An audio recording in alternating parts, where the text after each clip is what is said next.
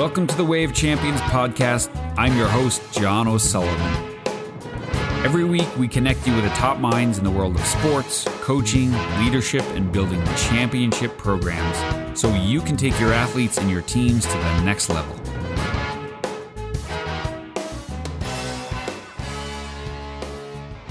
Hey everyone, welcome to the Way of Champions podcast. It's John, and this is a special episode this week for all of you loyal listeners. Thank you so much for your support.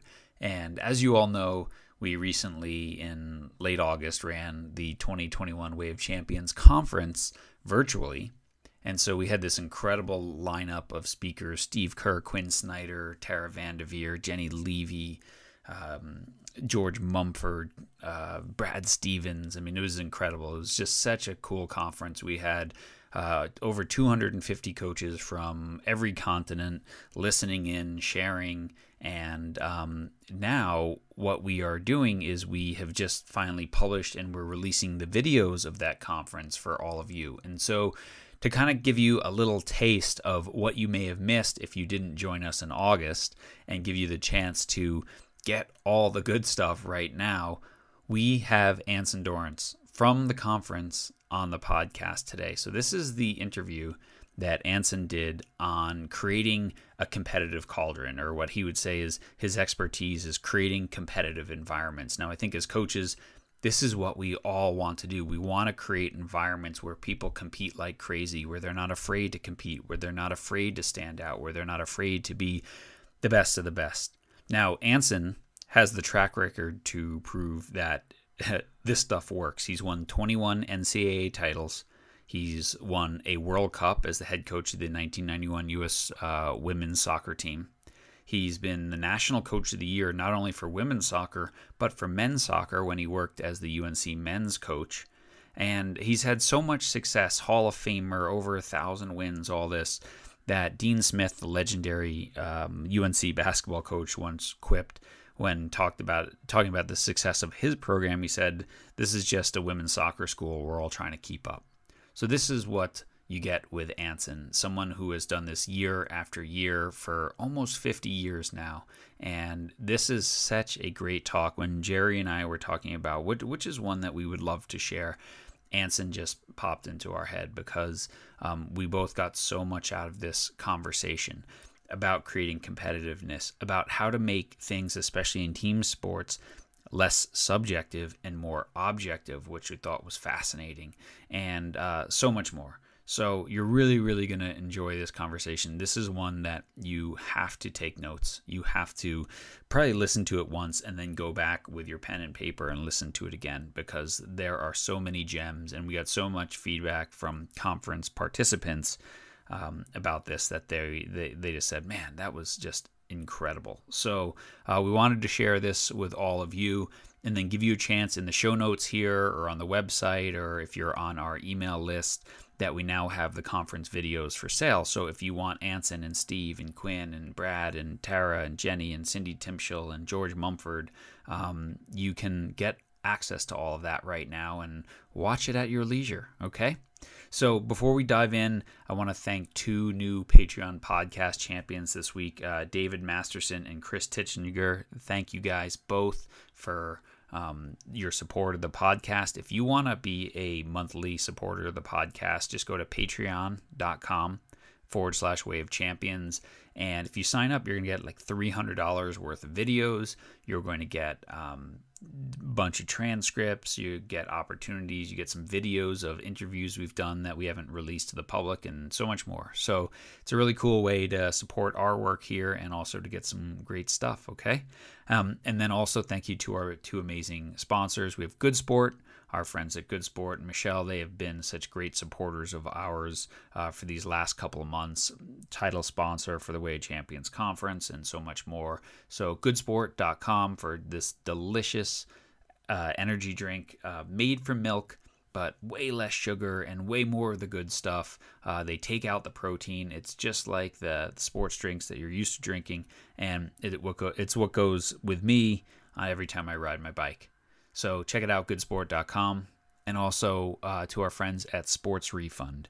Now, your kids might be playing sports right now, and let's face it, fees are pretty expensive. Well, what happens if they get hurt? What happens if they miss a month or 2 or 6? You're still on the hook for those fees, unless you go to Sports Refund. Because what Sports Refund has done is they've kind of created trip insurance, but for your youth sports fees. So for just pennies on the dollar, you can pay and insure your kids' fees so that if they get hurt and they can't play, you don't have to pay. Pretty cool, huh? So check them out, sportsrefund.com/game, G-A-M-E, and you can put in your sport and your fees, and it'll show you a quote to, and again, it doesn't have to be just a really long-term injury. Even if you miss a month, you can get a few bucks back, okay? Sports Refund. All right, okay, buckle in. Wave Champions Conference sneak peek at one of our best interviews, Anson Dorrance, telling you how to create the competitive cauldron. Enjoy.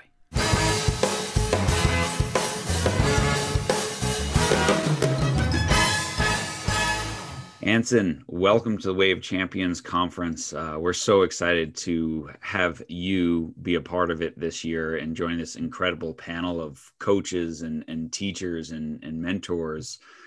For all of our coaches who are attending from around the world, we really, really appreciate you making the time. My pleasure. As I mentioned earlier, it's an honor to be on with both of you. So, yeah, let's go. Yeah, well, this is really exciting for us. And one of the things that we wanted to bring you on to really talk about is this idea of competitiveness. And certainly in your 40 plus years now and over 1,000 wins and, dozens of Final Fours and, nearly 24 championships. I mean, competitiveness has been a cornerstone of your program. So talk about that. Like, how do you start? If one of our coaches here is listening and they're just starting a program, what do you think is the building blocks of building a competitive culture or a competitive cauldron that you talk about? Well, it's interesting. I'm a huge fan of Rachel Maddow. I listened to her so much. My wife actually came into the TV room yesterday and was worried about me because she thinks I'm addicted to her news show. And honestly, I am. Obviously, certainly during this period when, we've got all these different political issues, I think she's a voice of reason. And I was listening to her show, I guess, about 2 or 3 months ago. And she made a really profound statement about herself. She said, I'm not an expert on much, but I am an expert on reading comprehension. So all of a sudden, this brilliant commentator on the world basically is trying to narrow down what she really sees in her self-awareness mirror. And it was reading comprehension. I thought to myself, well, you know what? Obviously, we've had, all kinds of wonderful teams over the years. And so everyone would think that what I really understand is the game itself and how to teach it. But then all of a sudden, when she summarized herself with that statement, I was thinking to myself, my expertise is in competition. So I've been a part of 3 dynasties. My first dynasty was not a soccer dynasty. It was an intramural sports dynasty at the University of North Carolina at Chapel Hill. Mm-hmm. And I transferred into UNC. And when I got there, this dorm intramural manager comes down to my room in Teague dorm. And he's got a clipboard and he says, Anson, we take intramurals very seriously here at Teague. And I'm going to hand you this list of sports and please let me know if there's a sport in here you think you can compete with at an intramural level for us here in Teague dorm. And so Danny Newcomb was the guy's name. So Danny hands me his clipboard with all the winter and spring sports at UNC. And I looked at him for a second. And I handed the clipboard back to him and I said, Danny, if you want to win, put me on every single team. And he thought I was joking. I wasn't joking. I can play almost every sport known to man. And I don't care how good you are. I'm going to rip into you in whatever sport it is. And we're going to do something here in Teague. And so Danny thought this was hilarious. And sure enough, he started to put me on some of the winter teams. And we would go around kicking everyone's rear end in. Then he put me on some of the spring teams and it kept happening. we started an 11-year sports dynasty at Teague Dorm. And the streak was extraordinary. And so not only do we start destroying everyone in every sport on campus, but then we started doing things like recruiting, which was unheard of in intramural sports. We would find out a great athlete that was about to attend the University of North Carolina. We would write him and recruit him and insist that he put down Teague Dorm as the dorm he wanted to play intramural sports in. And then we would have training sessions, which of course was also unheard of in intramural sports. And this dynasty lasted 11 years. And so, of course, whenever I tell the story, everyone says, "Oh my gosh, Anson, were you an undergraduate for 11 years?" I said, no. We put the seeds of the success of, what we were doing into the water. We took it seriously. And then, of course, we went after everyone. And so for me, everything has been about competition. So when I was given the, position on the men's side at UNC and then the women, for me, that was my North Star. And so as a result, when I first started coaching, what I really enjoyed about practice wasn't sort of, finding out what the latest ideas were on, tactical training in our game.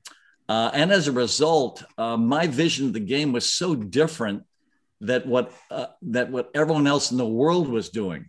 So I didn't have references to the great Brazilian teams and their methodologies or the European dynasties.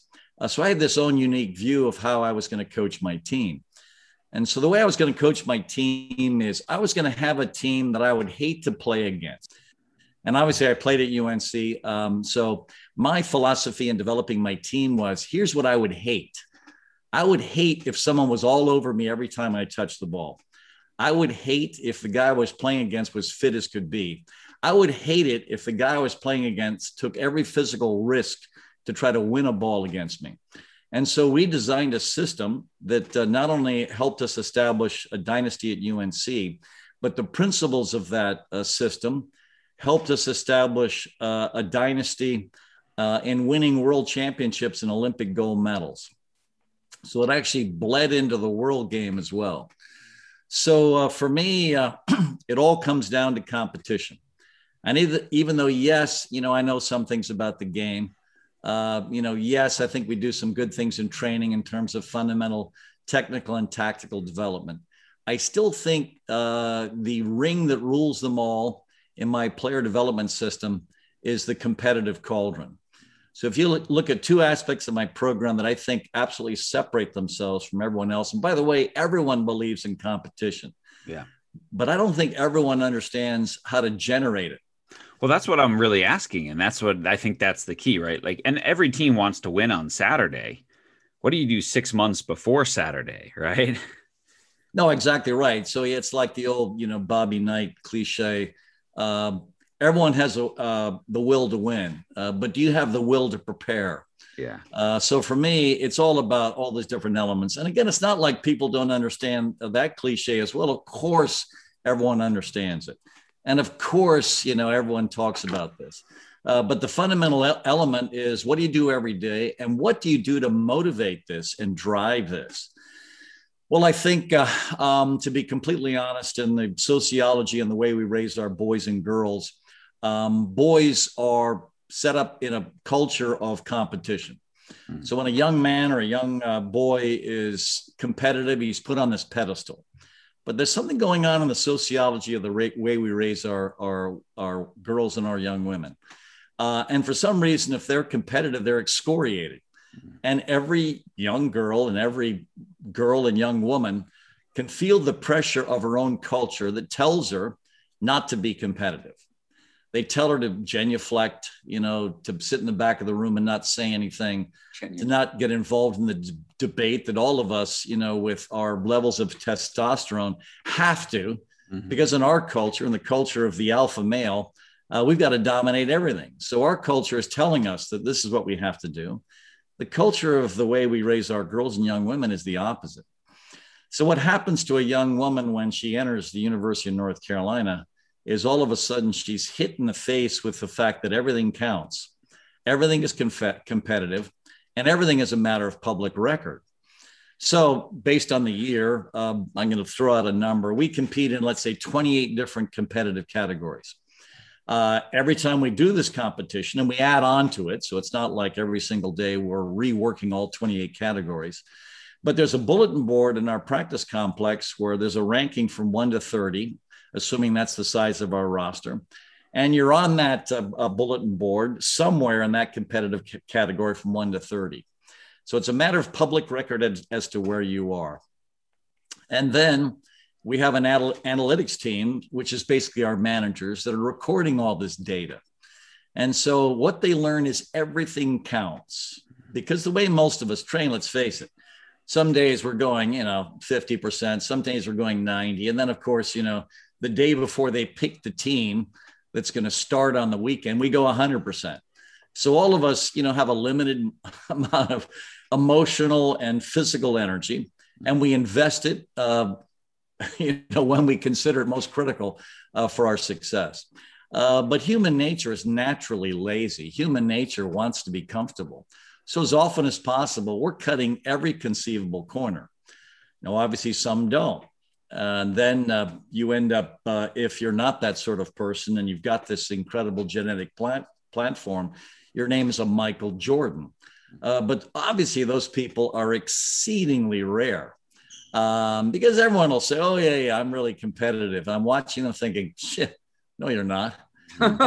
Even in people, I'm 70 years old now, and I'm out there in the pickleball courts, and I can tell when, this alpha 45-year-old thinks he's competitive, and I'm shaking my head thinking, no, you're not. So this stuff is very apparent to me. And this is where I think the margin of our victories, a lot of them come from. So the cauldron, I think, is critical. It's not just a tool, and it's not just a coaching platform. It's an accountability system. And if you look at most of us have an internal narrative that's not the truth. It's an internal narrative that protects us from pain and accountability. And we've all got these excuses for why we're not world champions or Olympic gold medalists or national champions, or whether or not we won that particular competition on the day. And this narrative is this stream that's going through our head, basically 24/7. Why is it going through our head 24/7? Because very few of us want to be accountable. Very few of us want to suffer from the pain of lack of success. And so what I think we do in our environment, I think at a very high level, is we try to create a narrative that's the truth. We try to create an accountability system that's not subjective, because let's face it, in most environments, the accountability is a subjective review. And yes, I think we all recruit some objective measures, but I think where most of us fail is we don't understand that the thing we're really coaching is the narrative in the player's head.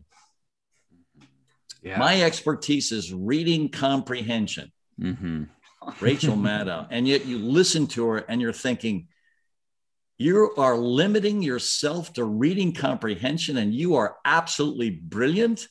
And you are telling me that your expertise is reading comprehension. That's unbelievably humble what she's saying. And yet the more I listen to her, the quality I enjoy most about her is the way she explains things to me. And how does she do that? Well, because she's absolutely brilliant at understanding the things she's reading and then turning it into a language that I can understand. So I think what's vital for us as coaches that we often overlook when we all assume we're extraordinarily competitive is we don't really know how to inject this into the athletes we're coaching. So what ends up happening, and all of us have a range of athletes that we're training, from the extraordinarily competitive to the ones that aren't, even though in any given moment, anyone can be competitive, but that's the issue. The issue is everyone selects different moments to be extraordinarily competitive. And of course, the narrative we have in our heads is this quote. I can remember I was in this press conference following an ACC championship one year. And one of my favorite former players was in there with me. And she had been the margin of victory in helping us, win this ACC championship. she had a combinational play goal on the top of the box and ripped one into the upper corner to help us win the game against, I think, Florida State. And it was a glorious goal that she scored. So, of course, the press gets to pick which athletes to speak to following a championship, and they picked her. And all of a sudden, we're in the press conference, and all the reporters, of course, have already written the stories in their heads. So what they're doing, and this is the nature of journalism, they're going to ask questions to basically check the boxes for the story they've already written.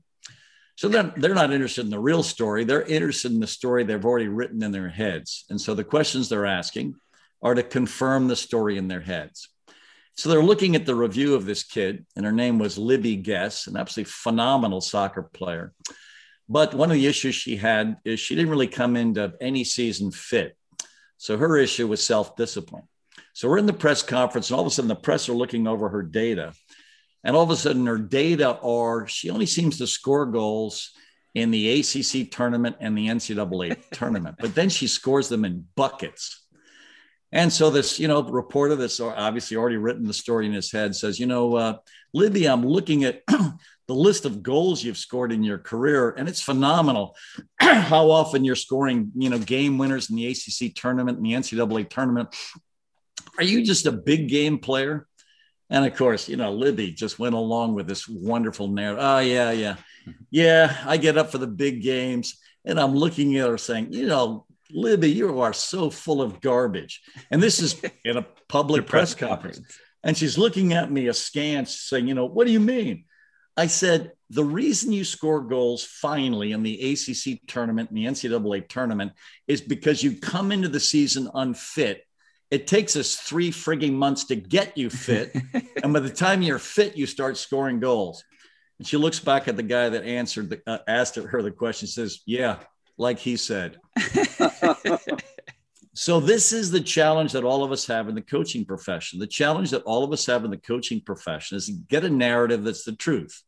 Because maybe that was her narrative. Maybe the reporter hit the nail on the head and was feeding her own narrative that, yeah, she's just a big game player. No, that wasn't the truth.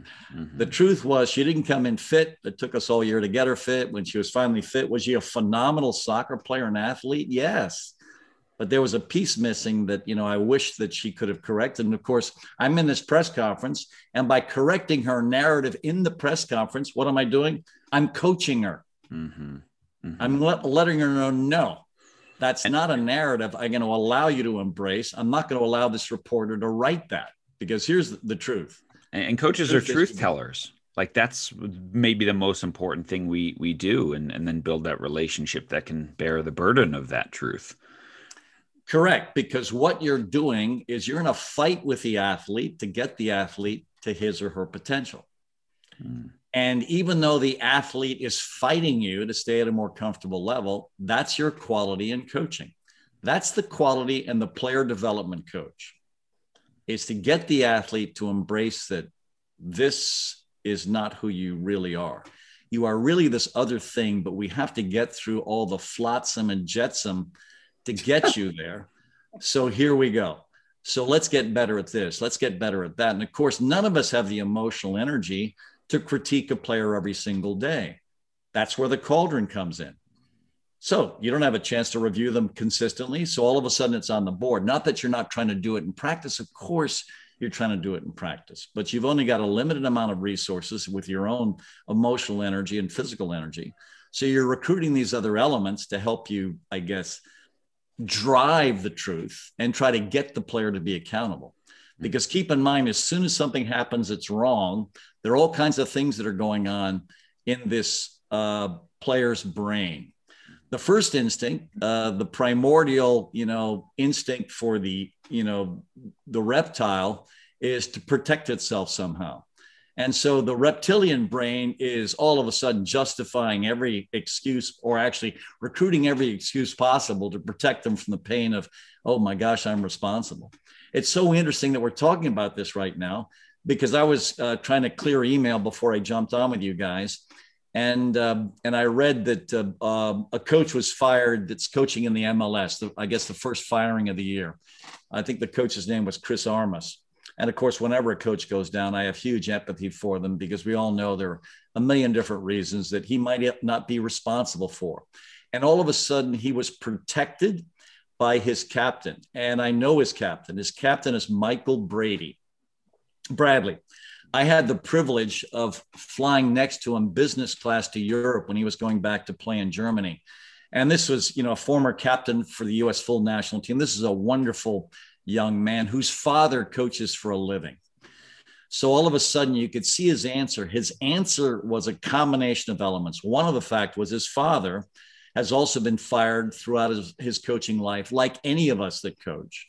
And so he was jumping in to protect Armas from the fact that he, one of his players and the captain of FC Toronto, didn't get the job done for the coach. And here he was taking full responsibility for everything, for the poor start for the season, et cetera, et cetera, et cetera. That's a rare individual that plays the game, but it's the classic great captain that takes responsibility for everything, for winning and losing, whether or not he was responsible. They take responsibility. That's where you want every athlete to go. Now, obviously, his background, because I knew him at the end of that plane flight, my respect for him was off the charts. And so I followed his career, obviously admired and respected him because I think he's not just a good soccer player. I think he's a great man. But what made this great man? The fact that his dad was a coach. The fact that the son, I'm sure, had conversations with his dad about the element that you and I are talking about right now. So he was fully aware of what he was doing when he basically was interviewed by Soccer America and tried to protect his coach and take the responsibility himself. And so I think that's our challenge in coaching. How do we get every one of our athletes to go there as fast as possible? How do we correct their internal narrative? And the tool I use is the cauldron. Can I ask you this? And I know Jerry wants to jump in and talk about the culture around the cauldron, but I think it's an important place to just slip this in, Jerry, which is when you're recruiting players, when you're bringing them in, of course you're talking about this. What kind of culture shock is it for a lot of them when they come in? Like, yeah, I heard about it. We talked about it. And I'm sure some of them are like, wow, this is way more than I thought. And some are like, oh my God, I'm home. I'm finally home. Yeah, the ones that are finally home, one of my favorite quotes in Mia Hamm's book, Go for Goal, was when I got to North Carolina, I could finally be the player I was. What kind of player was she? She was a shark with blood in the water. Because in every other environment she was raised in, she wasn't permitted to destroy people by a maximum score in practice. These were her teammates. And in the culture of our girls and young women, we had a player that came in with the opposite perspective. Her name was Carla Worden-Overbeck. And the thing I loved about Carla is through the course of her career, she changed to become a shark with blood in the water. But when she got to UNC, she was classical, young woman sociology. She didn't want to beat anyone in practice. She started for me, and her freshman year, she didn't win one 1v1 game. When you look at her results in her freshman year, everything was a tie. Why? Because she was so good, she could arrange the tie. In other words, she could arrange not to be beaten because that's how good she was, but she refused to beat anyone because she wanted to be loved and embraced by her teammates. Why? Because that's the way we raise our girls and young women. And then finally, I'm reading in a newspaper article somewhere, I guess at the end of her sophomore year, maybe the beginning of her junior year, when she started to win everything. And the reporter asked her, what had happened? And she said, I am sick and tired of seeing my name at the bottom of a list. The reporter didn't know what she was talking about. She was referring to the cauldron that's on the bulletin board. Now, did I berate her into becoming competitive? No. And as anyone in my program will tell you, I am not all over them to win everything. I just post it. And then unless you're winning everything, you don't get on the field. It's just not complex. So if you want to play, here's how you play. Yeah. Beat everyone and everything, and you get on the field. Do you want to get on the field? Oh, yeah. I want to get on the field. All right. Let's take a look to see how badly you want to get on the field. Oh, my gosh. It doesn't look like you want to play at all. So so you're giving them responsibility. And absolutely.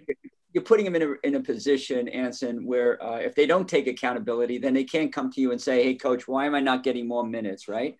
So it's all about them. It's all on their shoulders. And you sit back and you just make sure that they understand that. That's all. So you're not the bad guy. And a lot of coaches out there are afraid to institute what you're talking about or to be tough on the kids and demand from the kids because they'll be the bad guy. But when you're doing what you're saying, you're flipping it around. And all of a sudden it's like, I'm the bad guy. I'm not doing what all the other girls are doing, So it's kind of interesting when you make that shift that it takes the responsibility off of you, and they make the decision, don't they? It's fantastic. Jerry, you hit the nail on the head. That's exactly right. What we're doing, this is interesting. So when I do corporate speaking, what I talk about is one of the toughest things in an boss employee, I guess, evaluation meeting is if it's subjective, then the employee in his own head is writing his narrative that's sort of, I hate the boss narrative because he has no respect for me. And this boss doesn't understand me. And you're eliminating that because here's what you're doing. What you're doing is you're putting the numbers in front of the player.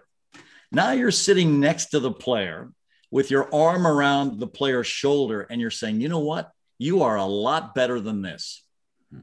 Here's what I saw when I recruited you. I saw this, I saw that, I saw the other thing. This is who you really are. These numbers are not you. Now let's figure out ways to correct these numbers. So now you have this platform to discuss how much better they can be if only they would do this, this, and this. So what it is, it's you and the player against the numbers. But here's what's hilarious. I'm the numbers. Yeah. But they don't see that. Why don't they see that? Because everything we record is a matter of basically objective review. It's winning and losing. It's the beep test. When you're beaten in the beep test, you have to step out. So now you've been beaten by the beep test. So it's all these different tests we set up in front of them that make it seem like it's them. And of course it is them. But what's the design of the job review or the player development conference? It's you and the player looking there at the numbers. And I am sitting here thinking, you are so much better than this. And now the player's agreeing with me. I'll tell you, this guy really believes in me. Yes, I believe in you. I recruited you. I believe in you. Now you got to make some choices. And right now you're choosing not to play. Would you like to play? Yeah, I'd love to play. Well, let's choose to play. So here's what you can do to play. Obviously, come in fit. Mm-hmm. That'll be, a great step forward. So please come in fit. Here are the things you can do, because we send out this thing, early in the summer, where if you do these things every single day with the right intensity, you're going to come in fit. So check that box. And then you can check basically 8 other boxes, which in my opinion gets you to the promised land. And we talk about those 9 qualities that are so critical for player development. But the most important thing, John and Jerry, is what you and I are talking about right now. It's to have a narrative in their head that's the truth. And that's one of the hardest things to get to. And you're right. All of a sudden, there's this, animosity between the player and the coach, because the player feels they're disrespected because of the tools that most of us use in evaluating them. So why not use objective tools and then sit there with the player, and it's you and the player against the numbers. And now you're advising them on what they can do to get to the promised land, which is playing time, which is whatever it is, gold medal, world championship, national championship, whatever it is, starting position, more playing time, whatever the conversation is, you are allied with the player against the numbers. And I am going to be your advisor because, yes, I would love for you to get to your dreamland. I'm going to help you. I believe in you, but here's what we got to do. How do you overcome, because the narrative in their head, and I love this idea, it's this constant tug and pull between your best self and the narrative in your head. That's not, the coach is one influence on it. Parents, peers, society in general saying, take it easy. How do you combat the narrative? Because you're just one voice. So how do you influence the other influencers? I guess my best story for that is when I was a young national team coach, I I hadn't been coaching women that long. And so, you know, as I share in a lot of the podcasts I give, but also the books I've written, there was an evolution for me to be a much more effective coach of young women. So I'm a new national team coach. I was hired in 1986. And in my early camps, one of the problems I had was the exit interview. So let's assume I brought in 32 players to try out for an 18-team roster. We're taking to the Mundialito in Italy. So I bring them in on a Sunday night. Our first practice is Monday morning, and they leave the following Sunday afternoon. Basically, Sunday morning, right after the 11v11 scrimmage, I announce the 18 I'm taking. So the first time I announced it, I did it in front of the entire team. And in the exit interviews, the girls that didn't make it were telling me that was so humiliating and I should never do that again. And I'm thinking, okay, I'm coachable. So the next time we had a camp, I posted something on a bulletin board following. And then in the exit interviews, the girls that didn't make it were telling me, I'll tell you, Anson, you're such a coward. You couldn't even tell me to my face that I hadn't made the roster. I went through, I guess, all kinds of different permutations of how to tell them that they, weren't going to make it, and the ones that did make it. And finally, I gave up, because what dawned on me, because I tried it every conceivable way, it wasn't that I was telling them the wrong way. It was that I didn't pick them. Yeah. And then it finally dawned on me. All right, now I finally corrected that. I decided that was an uncorrectable problem. Now the exit interview. The problem with the exit interview is I need player 19 to compete with player 18, because I can't, completely eliminate 19 through 32 that I haven't picked. A lot of those kids are coming back to camp with me, but I want to make sure that 18 is under the gun, because you don't develop in a recreational environment, clearly, because that's the core of this conversation we're having right now. You develop in a competitive arena. So I need 19 to be going after player 18. But I could sense that player 19 was sitting there with her arms folded, and I could tell she wasn't even listening to anything I was saying. I was thinking, gosh, what the heck is going on here? So I decided I had to make a change. So here's the change I made. Players come in on a Sunday, first training session is on a Monday morning. And then what we would do on Saturday night, we would have a 4v4 tournament. So I would pick 8 players to captain my 8 4v4 teams. Who are these 8 players? They are Mia Hamm, Christine Lilly, Tisha Venturini, Michelle Akers, Shannon Higgins. These are the best players on my roster. These are 8 out of the 10 field player starters. Now, who are they picking? They're not picking their friends, because here's the dilemma with the girl that is folding her arms in front of me and not listening to me in the exit interview, the girl I haven't picked.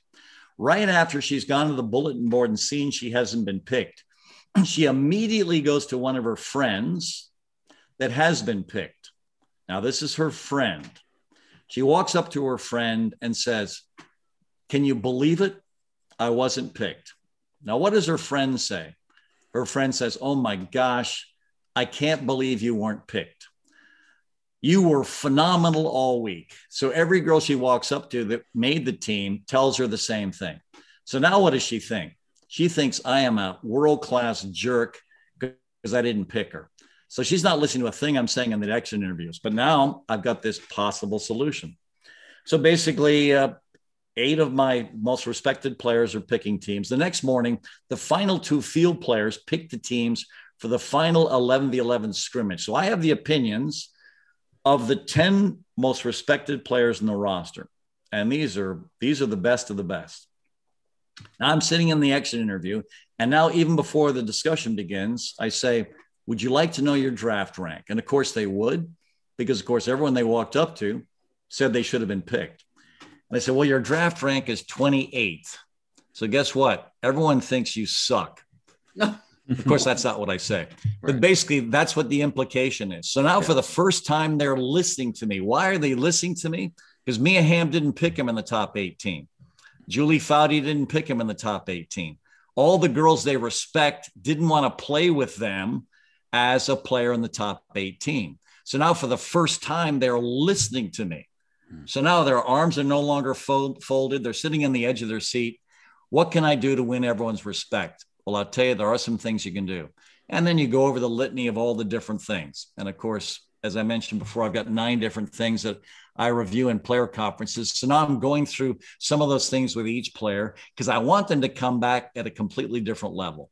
But what's helped me is now they realize that they are the problem, not me. This is a similar sort of transition to the conversation we had earlier.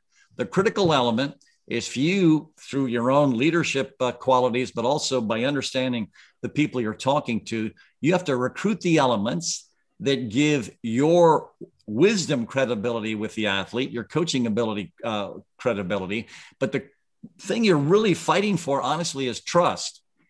And that's one of the hardest things to gain as a coach. You are constantly fighting for trust. Because if they trust you, they're going to listen to you, they're going to believe you, they're going to do what you say. And so for me, it's this fight for trust. When we started doing that with the U.S. full national team, all of a sudden I was trusted because I was going to help them if their player 19 slip into player 18. And who helped me gain their trust? The players they trusted and respected most on the roster. Basically the 10 field player starters. Jerry? Wow. Let me sit here and digest this for a little while. You know, I can keep bloviating. I don't need questions to go. I mean, seriously, there's so many implications for what you're saying. All right, so there's a lot of coaches out here who work with men or young boys, but the things you're saying are relevant for them too. What's really astounding to me is you're working with women, and as a culture, if you group women into a culture, they really they want to love each other and they want to be loved, right?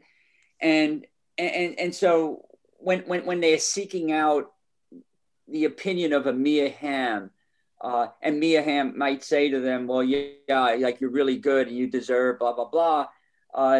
They're afraid to be honest with each other, and they're afraid that they will be picked on and they won't be friends and all of that. When I'm listening to you, I'm thinking the more demanding we all are in our culture of each other, ironically, the more love we're demonstrating. There's no question. In fact, let me I'll throw this stuff out because we can certainly tee off on this stuff as well. We want to hear you. Yeah. Excuse me? You don't want to hear me. You want to hear you. Yeah. So here is what we chat about in the player conference. We chat about 9 different qualities. We talk about self-discipline. We talk about competitive fire. We talk about self-belief. We talk about, in my sport, love of the ball. We talk about love of watching the game, love of playing the game. We talk about grit, coachability, and connection. So those are 9 qualities that I review with every one of my players in every player conference. Now, because I am trying to get them to develop self-awareness, I am asking them to evaluate themselves in all 9 qualities. So I'm doing it on a 1 to 5 scale. 5 is I'm an Olympic or full national team player in this category. 4.5 is I'm professional level. 4 is I'm UNC starter level. 3.5 is I'm a UNC kid that comes off the bench in every half. 3 is I make the traveling team.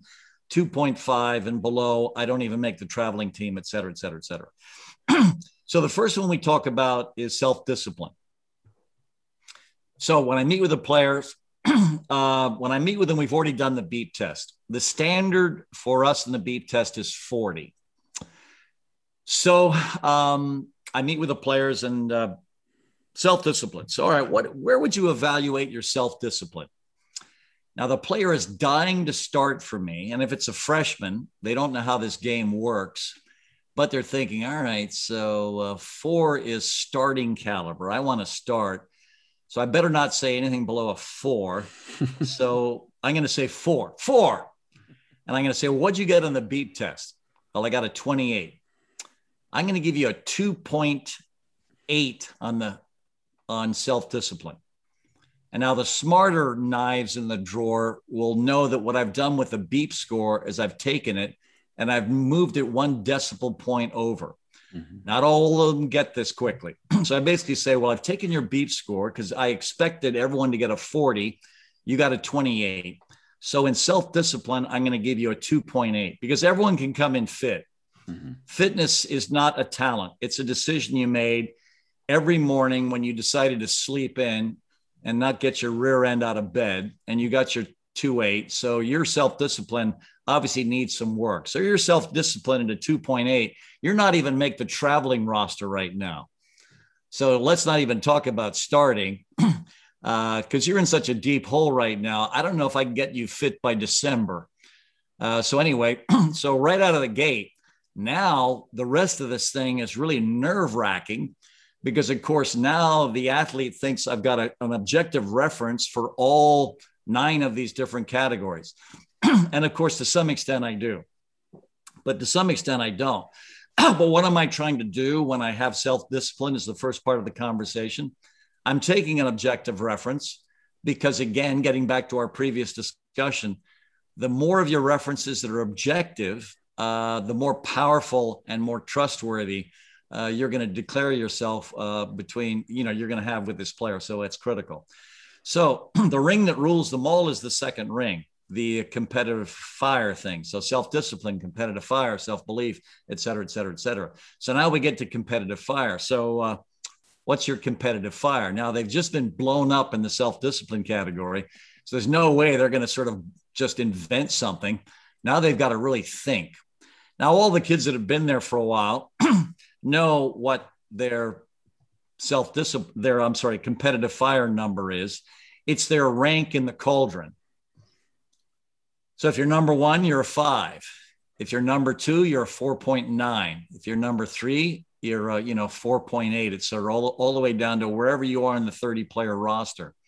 So now all of a sudden, all the aspects of our culture are brought into this numerical matrix, which is telling them that everything counts. It's the first time in their life everything counts. Even the player conference discussion, everything counts.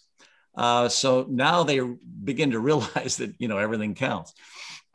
Even the things they do for their penance when they fail in a core value behavior, the first thing they memorize is the first penance in the area I've made a mistake in my character. And what do we take for that? We take a C.S. Lewis quote about the safest road to hell.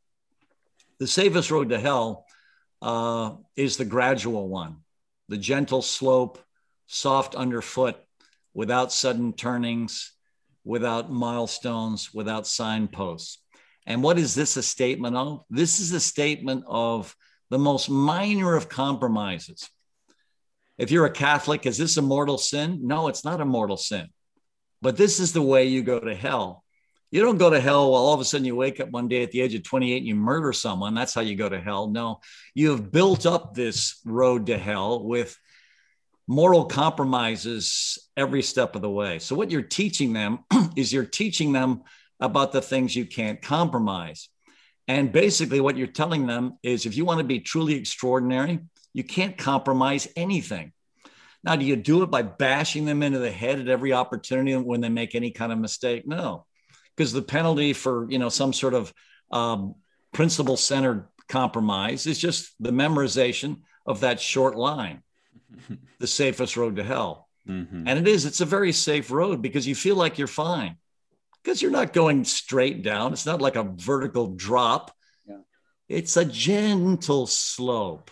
It's the most minor of compromises. And so here's what you're trying to teach them. You're trying to teach them not to compromise on anything.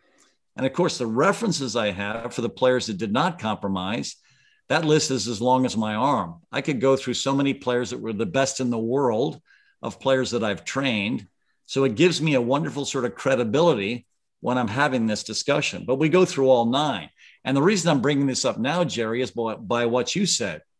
One of the most important things that I've added in the last 5 years is the connection thing.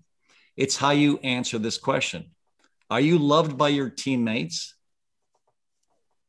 And do you love them? or do you love your teammates and do they love you? And that's a really critical element in your evolution. But they have to, I think, for those coaches listening, I've been around a lot of teams. There's a lot of like, Yahoo, I love you. And, you know, all this stuff. And, you know, isn't it great? We love each other, but we don't ask for each other. And as a coach, I want to define that I'm demanding from you. I freaking want you to compete against me. I want you to bring your game today in practice and beat up on me if that's what it's going to take us. I'm going to beat up on you.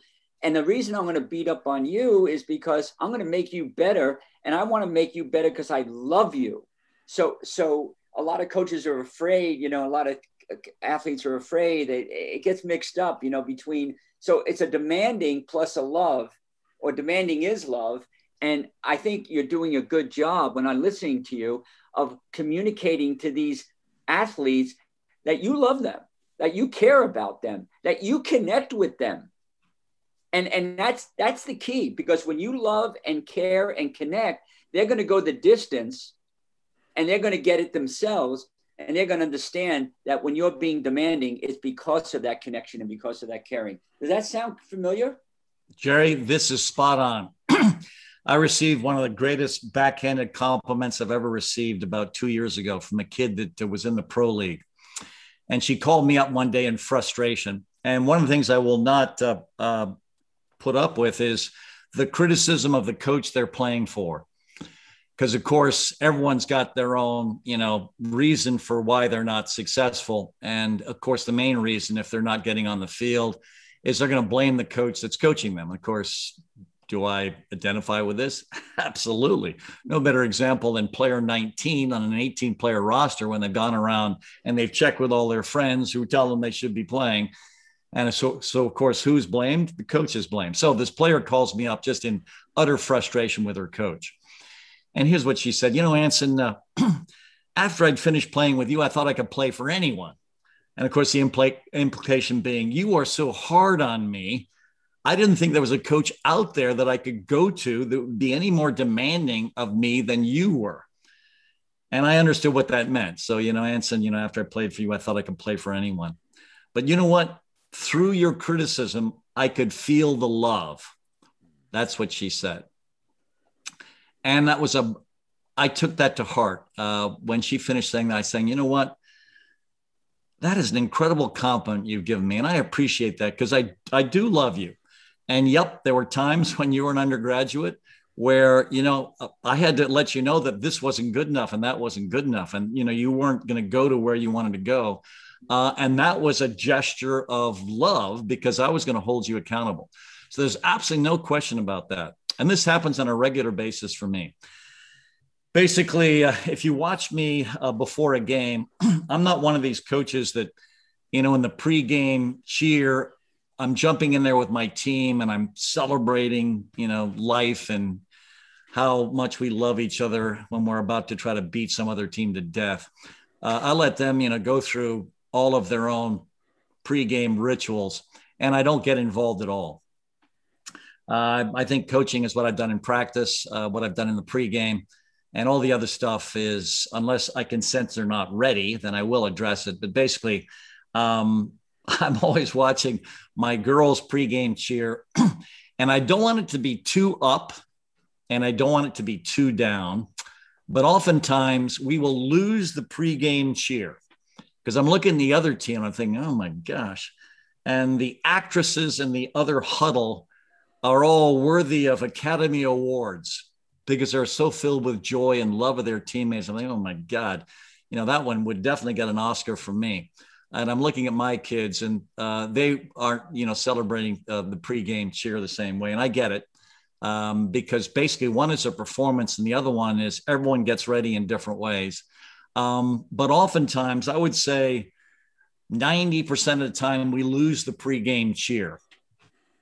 Now I'm not concerned if we're ready because basically I know what's real and I know what's not. And I know if my team is connected and I know if they're not. I know if they're ready and I know if they're not. and they don't have to go through some performance to demonstrate in the pregame cheer that they're ready. Because I can see in the way they went through the pregame warm-up as to whether or not they're ready. I can look through the week and see if they're ready. So for me, yes, I want real love. And so real love is a player is down and you see another player come up to them and wrap their arms around their shoulders saying, hey, you know what? You're going to be okay. Yep. Wasn't a good day today, but you're going to be okay tomorrow. Or I've got a kid that plays for me right now by the name of Ali Gambone. And this kid's one of my captains. And let's assume we've split the team up into 6 different, technical training platforms. Even before the practice begins, I know the platform that's going to be doing the best and working the hardest. It's Gambone's platform. And sometimes I'll just go over that platform just to enjoy my life and watching this incredible kid drive her teammates to a different level because she's fun and she's funny and she's going 100 miles an hour and there's a smile on her face as sweat flies off her brow. And she just has this joy of being alive and it's infectious. So if I'm ever down, all I have to do is wander by Gambone's part of the session and she revives me. And there are kids like that all of us coach that are just wonderful. And she loves her teammates and they love her. And I learned about this, which is why I now have connection as one of our 9 elements for getting to the promised land. And I talk about Gambone in these player conferences because let's face it, life is difficult. No one, is on top of the world every single day of their lives. But even in the bad days, you can't tell if Allie's down because she won't burden you with it. Now, obviously, sometimes you can tell, which is when I do walk over to her. And a part of our job as coaches is to look at the faces in practice and see who needs a boost, see who needs to have support. And here's what happens on a regular basis as well, is certain players will come up to me and tell me who needs a bit of a lift. And I really admire those players because not only are they trying to lift this player that's down a bit, but then they'll tell me because I don't have the antenna that people like Gambone have to understand who needs a lift. I've had players in every single team that could tell me much more than I could observe. And I have relied on those players. And I can remember when I was coaching the U.S. women's national team, I had a very quiet player. And this is a player I could ask to tell me if I had burned everyone out. And her name was Christine Lilly. She was one of the hardest working players I've ever coached. She has more international caps than anyone, male or female, for all time in the international game, any country. And I would walk up to her in some practices and I would pull her aside and say, Lil, should we end practice right now? And in a very quiet voice, Lil would say, yes. And it wouldn't be a criticism of everything I've done, even though if she wanted to end practice there, I obviously did not do a very good job in practice in determining whether or not I was burning everyone out. But I could rely on her and I trusted her because no one worked harder. And even during a practice when I was burning them all out, Lily was still going 1,000,000 miles an hour because she was that kind of a competitor and human being. But we all need these touchstones. And invariably, they are people that love everyone on the roster and they care about everyone. Wow. There's so much good stuff here, Anson. And I was gonna ask you about, in 4+ decades now of coaching, kids are changed, right? That, the environment they grow up in is very different. And I was going to ask you how you've managed to stay connected to athletes over time. We have Tara Vanderveer on here as well, who just won a national championship a couple decades apart, and same sort of question that we're posing to her. But, what it really sounds to me is that the best way to connect to who's ever in front of you, right, is obviously look at them, but also make it as objective as possible. It's like the more that they get from everyone else, the more that's objective in their life, then you can connect on, I want to help you reach that next objective level. Am I missing that? No, that's a part of it, but that can't be it alone. Right. Because that's not, that wins trust, but it isn't necessarily the most powerful connective conduit. The most powerful connective conduit is for the athlete to know that you really care about them beyond the game. Because what you and I are talking about right now is that's the game. If that's your only connection, that's not going to be enough. You've got to connect with them outside the game at every opportunity as well. And they have to get a sense from you that your connection and admiration of them are for human qualities well beyond the game itself. So if that's your only conduit, it's not going to be enough, which is where, these extraordinary coaches have that quality as well, where the athlete can sense that they're loved, not because of what they're going to contribute in the next game, but because of the fact that they are positive life forces and they are impacting on the quality of the lives of the people around them, that they care about people. At the end of practice, they can see the manager scrambling to gather all the cones and practice pennies. And all of a sudden, this extraordinary human being is over there helping them. Where, when a couple of girls are trying to move a goal and they're struggling, all of a sudden this person sprints all the way over and picks up a part of the goal that's being moved off the field. Or the best example for me of all time is Carla Worden Overbeck. We fly from Los Angeles to Hong Kong, and we're about to jump on a train to Guangzhou for the first Women's World Championship. And what's she doing? That's a long flight, LA to Hong Kong. And as we are getting on the bus, you see Carla helping everyone put all of their equipment underneath the bus. And you see, once we get to the hotel and everyone's asleep on the bus because we're exhausted, and you can see the equipment manager struggling to grab everything. You see Carla helping the equipment manager. Then you see Carla helping the kid that overpacked, whose bag is too heavy, and helping that kid drag that bag up to her room. And you see her doing all these things off the field that all of a sudden allow her on the field to tell the players what to do. She was the athlete that could yell at me at a track.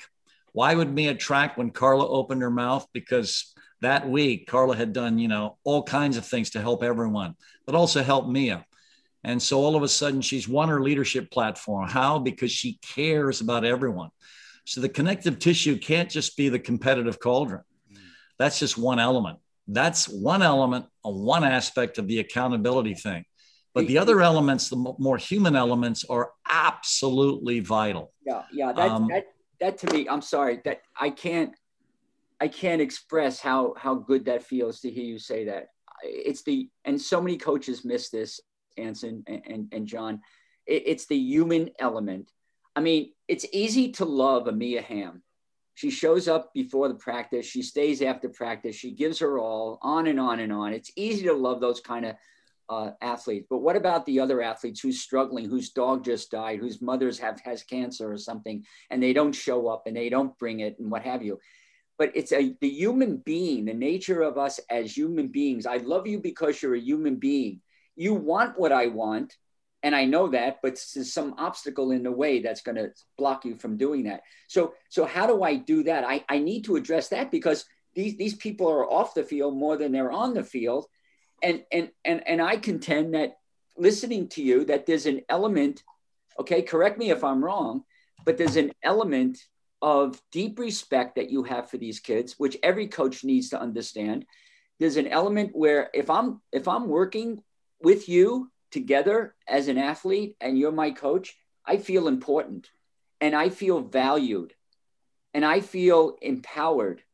And when you're hitting those points, that's not necessarily on the field. That could be like just passing on campus, or that could just be a note going into a locker room at some point when we're not even practicing. I really value your contribution. So that human being, I want all coaches to realize that's such an important variable, and you seem to be hitting it right on the head. I love it. Yeah, Jerry, you are absolutely correct. In fact, if you look at our core values, and all you got to do is to type in UNC Women's Soccer into your search engine, UNC Women's Soccer core values.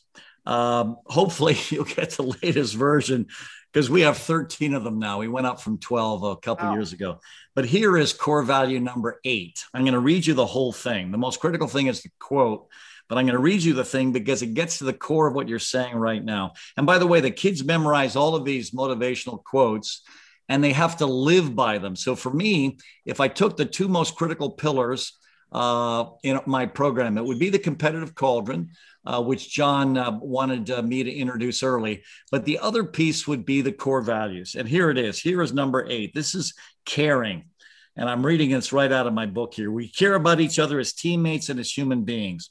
This is that non-judgmental, caring, and inclusive friend that never says a negative thing about anyone and embraces everyone because of their humanity, with no elitist separation by academic class, social class, race, religious preference, or sexual orientation.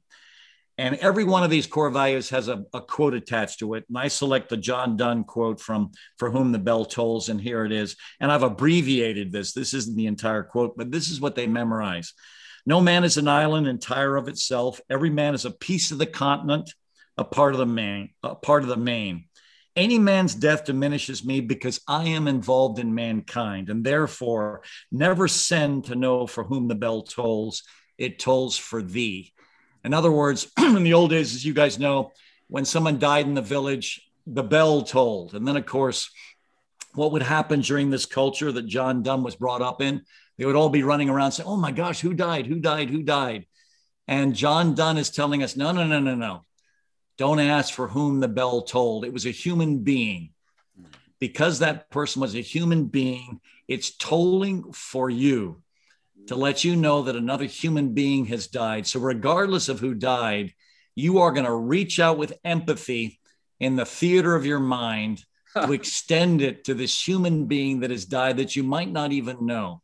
Yeah. So this is the critical element. So Jerry, you are spot on. Well, no man is an island. It's interesting you say that. I was trying to explain to somebody last week, we're not islands, but we act as if we are. But if you go under the water and you go a little deeper, which is what we're really talking about, the deepness, the love, when you go under the water, you'll notice all those islands are connected. And that gets back to your whole concept of connection. So on some deep level, we can find a place and meet us together where we're all connected in some fashion. And I think that's part of what you're doing. And I think that's what's really special. And that goes along with the values and the cauldron. But I think there's that underwriting theme of that connection, which you've discovered. And I think it's brilliant. Well, Jerry, thank you. Yeah. The connected of the islands. No man is an island. No, we're not. We're all connected underneath. Take the water away. Anson, you realize Jerry was an English major, so all these quotes is like he is on fire today. This is his type of classroom right here. Hey, so as we come to the end here, just a couple of last little sort of rapid fire questions, and we always, when we're talking to people, they've always kind of touched on those, but we just want to kind of come back around. So I'll take the first one here, which is, for Anson. And this doesn't just have to be with UNC, but, for you in life, like what are your non-negotiables? What are the things that we don't negotiate about when it comes to character traits and the things of the people in your life?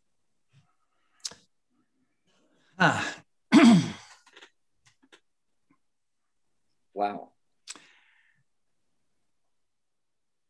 Well,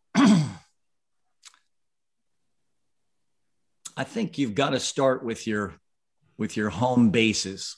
So based on who you are, I think everyone's home base has to begin with your family.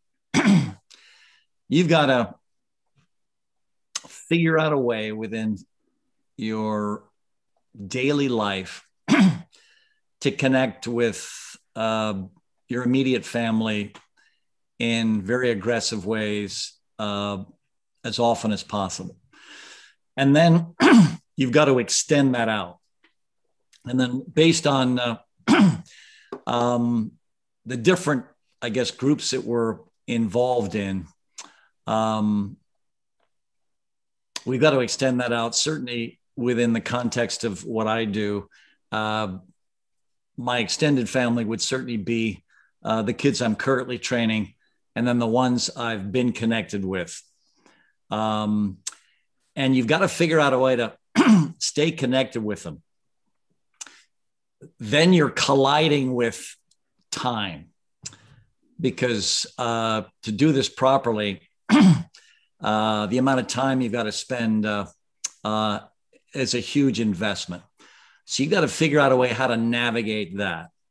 Because the older I get, the more I appreciate every connection I've ever made.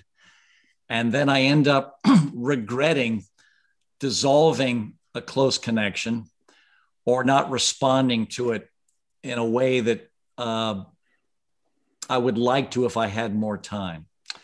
So for me, that's those are the most critical elements. And then that's sitting on a bed of what I call principle-centered living. Principle-centered living, and this is where you can tie in your spirituality, which obviously is absolutely critical for some people. And if it doesn't have to necessarily be a religious spirituality, because obviously what's happening now is our cultures are becoming more secular. Does that mean that you can't have a deep spirituality as a secular human being? No, you can. You can be deeply spiritual and be secular. Now, is it more difficult to be deeply spiritual if you're secular? Yes, it takes more work, which is why the people that do have some sort of spiritual bond and connection are actually better suited to this. The ones that try to reach it through a secular conduit have more work to do, because they're not sort of doing it on at least a weekly basis or the truly spiritual daily basis. But that's possible as well. But this principle-centered living has to sit on something. And the books that my seniors are reading now to try to reach all that is David Brooks's Second Mountain.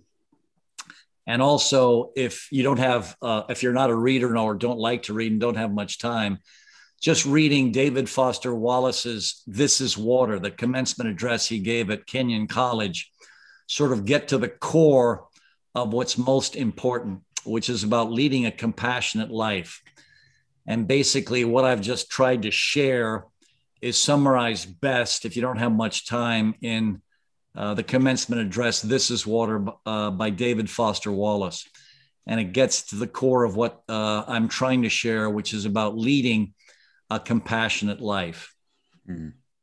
Jerry our second question would be like, what book would you recommend, or what book have you gifted the most, but maybe you just kind of touched on that, or do you want to add one to that list? No, I'd certainly, the commencement address, if you don't know how much time, is the easiest thing to jump into.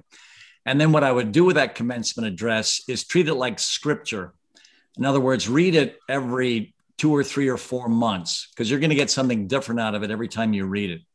The book I would recommend, and again, this is not a long book, but I think this would really help people if they read it. My favorite book of all time is Viktor Frankl's Man's Search for Meaning. 98 pages. Yeah, it's just the messages in that book are so deeply profound, and they're not complex, and they're within reach of everyone. And it's not such a cerebral stretch that some people won't understand it. So that book is absolutely extraordinary. The evolved, book along those lines, which maps it out in more detail, would be The Second Mountain. Because he talked, we're all climbing mountains. And when you're young, you're sort of climbing the happiness mountain, which is sort of the meritocracy. I want to get a good job. I want to have marry a wonderful man or woman. And that's the first mountain we're climbing. But he wants us to get to the second mountain. The first mountain is about happiness. And when you're young, you're not deep enough to understand that happiness is not going to be fulfilling. What's going to be fulfilling is joy. So joy is the second mountain. So that's the mountain we should all be climbing. And that's where the spiritual elements, and that's where, doing things for other people. That's where, living a purpose-driven life. What's your purpose? It's sort of a deeper, more sophisticated mountain to climb. And as you mature, you realize that the first mountain is very selfish. The meritocracy is very selfish. And this is, of course, contradicting the elements that we talked about earliest when we were talking about getting to your athletic potential, because these are all very, selfish goals. And there's nothing wrong with that. So we're all climbing these different mountains at different times in our lives. But eventually, we hope to be climbing the second mountain, because then you're giving back. And almost every older, wise person is giving back in some fashion. So that's why I'm trying to get my kids to read The Second Mountain while they're seniors in college. And that's why I recommend that everyone read This Is Water. Yeah, great. I want to add something to that, if I may. Leo Tolstoy once said that the sole purpose of life is to serve humanity. And looking at our conversation that we had today, it really is about service. It really is about giving. And that becomes a quality of selflessness. And then selflessness, I'm leading up to the top of the mountain on joy. And then when we're selfless, we're giving. And when we're giving, we're grateful. We're grateful for all we've been given. Like I've been given more than I've ever wanted. And I'm very grateful every day. And that gratefulness brings me joy. And I think that for a team to function at a high level, we have to experience that joy. But there's a gateway to that joy, which is open the gate to giving. And how can we give more? You get an athlete, a recruit coming in and say, what am I going to get out of this program, UNC? Or you get an athlete coming to your program and say, how can I give to this program? I want to serve this program. I want to give my best to you and the program.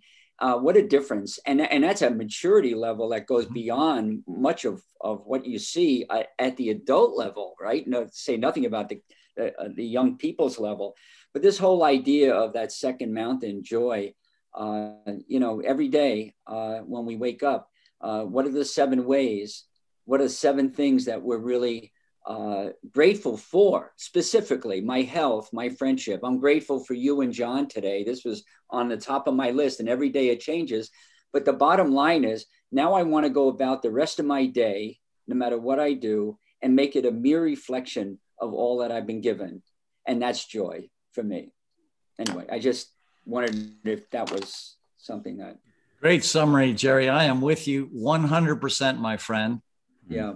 I think that was a great way to bring this to an end right there. So, Jerry, well said. And Anson, all of this, incredible. So much great stuff here. I remember, we talked for 90 minutes a couple of years ago on the podcast, and we covered, all new ground here, which was amazing. And I know that everyone listening into this is extremely grateful for your time and your insight as well. So thank you so much. Boy. John and Jerry, I've thoroughly enjoyed it. So gentlemen, thank you. You've made my day. I've enjoyed this conversation.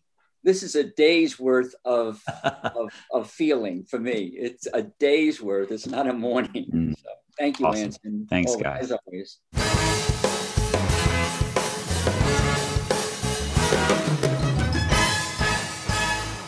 Did you get enough notes out of that one? Did you listen to it once or twice or 3 times?